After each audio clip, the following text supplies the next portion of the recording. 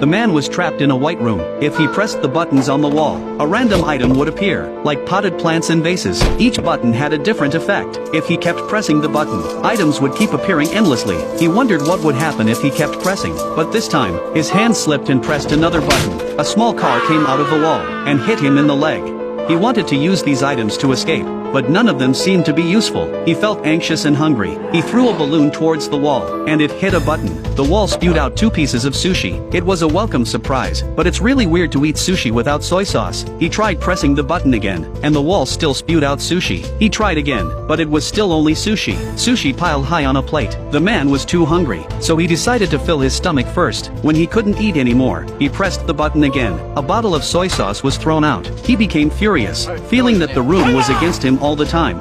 He tried the button on the floor, and suddenly a door appeared behind him. It must be the exit. He was overjoyed, but in his haste, he forgot which button it was. He had to try one by one. A black man ran out from the wall, and then ran into the opposite wall. He tried another button. A stream of water fell on his head. He's going insane. Finally, he pressed the right button. A door appeared on the wall. He turned around and ran towards the door, but when he was halfway there, the button recovered, and the exit disappeared. He caught his breath, pressed the button again, and ran backward at a faster pace, but it was still useless. He turned around and rushed with a squat start. However, the button recovered too fast. He's obviously not going to make it. He tried several methods, using a rope to shorten the distance, pushing a small car to carry himself, but nothing worked. Relying on speed was obviously ineffective. He brought the vase over here, and pressed it onto the button. The exit reappeared, but the force from the button was too strong. It topped the vase easily. To add weight to the vase, he decided to fill it with water. He pressed the button that had water before, and a stream of water came down. Unfortunately, the water landed precisely on his head. No matter how he moved, the water couldn't flow into the vase. The man tried different methods, but the water in the vase wasn't even enough for watering. Now he wanted to use sushi instead of water. He kept pressing the button repeatedly, and the sushi kept falling into the vase. But when it was full, he couldn't move the vase because it was too heavy. He reached inside with his hand, but the opening was too small to fit his hand. Luckily, there were chopsticks in the room. He used the chopsticks to pick the sushi out. Until he couldn't reach any sushi with chopsticks, he used all his strength, and moved the vase back to the button. But he forgot which button was the exit again. He tried one by one, and when he pressed the wrong button, the black man appeared and kicked the vase. Then the man gave him a glance, and walked into the wall. But this kick broke the vase. All his efforts were in vain. The man was driven to madness. He tried the button higher up. A rope descended into the room. But soon, the rope disappeared on its own. He summoned the rope again, ran over and grabbed it. Then he returned to press the exit button. The door appeared on the wall. He gripped the rope tightly and swung over. Just in time, he arrived before the door closed. He went to pull the door handle, but the door didn't open. He needed a key to open it.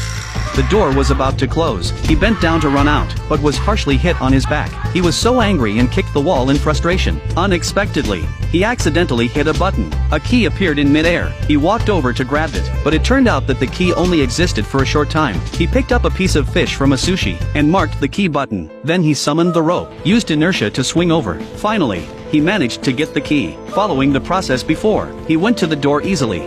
He used the key to open the door, but the door still wouldn't open. He looked up. There was a password lock on it. He was running out of time, so he got out of this small space. Now, he had run out of patience. He picked up the plunger and threw it away. It hit a button. The black man walked out from the wall, gave him a glance, and then walked away. At that moment, he suddenly realized that there were 3 numbers on the man's head. It must be the code for the door. He followed the method before, twisted the numbers one by one. After a few tries, sure enough, the password was correct. He finally opened the door. The door was pulled open, but the exit behind him closed. Now he was trapped in this small space. He wanted to pull the door and walk out, but the space was too tight. He couldn't squeeze through. He got stuck behind the door. Now he was done for. Even the white room behind was out of reach. He crouched in the corner and cried. He started to miss the room behind him. Although he didn't have freedom, at least he didn't have to worry about food, and there were toys to kill time too. After reflecting for a moment, the man noticed a gap in the wall. He reached out and pulled it, and it turned out to be a sliding door. he walked out of the room, and outside was a long corridor. The corridor was flat and narrow. He ran desperately forward, and at the end, there was another gray room. The wall still had lots of buttons, and there was a bright light in the middle of the room. Looking up, there was an exit above his head. This time, he stepped on the buttons and climbed up, slowly and gradually. He climbed higher and higher. The exit became closer and closer. The space above was no longer affected by gravity. He floated quickly upwards. During this process, his hair grew long, and pure white feathers enveloped him. Finally, he flew out of the exit, bathing in a white light.